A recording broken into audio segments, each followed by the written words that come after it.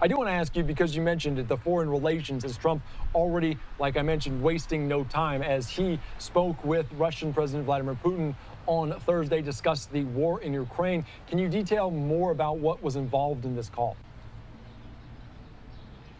Well, this is a report. This is a report, Andy, coming from the Washington Post that has not been confirmed from the Trump team. In fact, in that Washington Post piece, it says that Ukraine was given a heads up because President-elect Trump had spoken to Ukraine's President Volodymyr Zelensky the day before. But the Ukrainian spokesman for the Ukrainian Foreign Ministry is saying that that call didn't take place. The call warning them about this call to Russian President Vladimir Putin. So the Trump team, we do have a statement from the Trump team. I won't read it, but I'll sum it up. They're neither confirming nor denying that this call took place Thursday between the president-elect and the Russian president.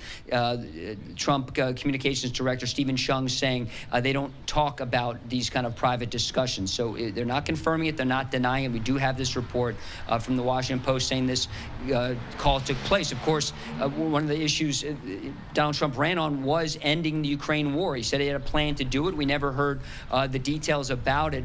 There's certainly a number of Republicans on Capitol Hill. We heard from Bill Hagerty saying he wanted to, cut some of that funding, said he had never voted for it. But Ukraine right now is losing territory. They've lost 57,000 soldiers over the past nearly 3 years. That's the same number the United States military lost in the Vietnam War. And there's a lot of concern that how much does Ukraine have left? It also remains to be seen what is President Biden going to do. Zelensky's been begging to send long-range weapons into Russia to take out some of these bases, launching some of these drones that are from Iran. Of course, China's helping the Russians. North Korea is sending 10,000 troops into Russia. They're now seen fighting in Ukraine. There's definitely concern that you have had over the last 4 years this growing alliance now with North Korea, Iran, China, and North Korea. So many involved, and some of those numbers and statistics very staggering. Last question, because I know we were extended conversation here, Lucas, but we do know that Trump and Biden are expected to meet this week inside of the Oval Office. What will that moment be like, and what will be discussed there in your eyes?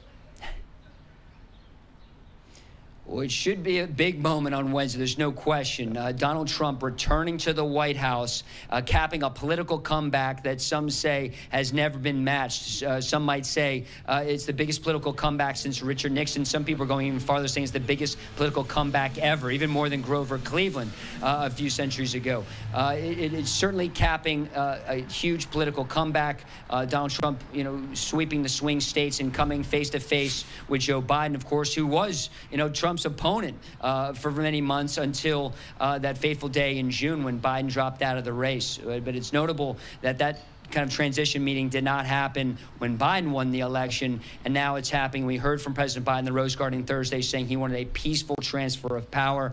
It appears what we're hearing from National Security Advisor Jake Sullivan today on the Sunday show saying they want to present, have a good turnover and present the incoming president with everything they know. Of course, those will be classified discussions before the press pool is let in, but it will be definitely appointment viewing on Wednesday at 11 a.m., Andy, for sure. Yeah, it'll be very interesting what both have to say. Yeah, we'll be tuning in. I know you will as well. We're not friendly to each other during the race. Yeah, no, that is so very true. And a lot has changed since that disastrous debate in Atlanta where Biden eventually dropped out. Lucas, thank you again.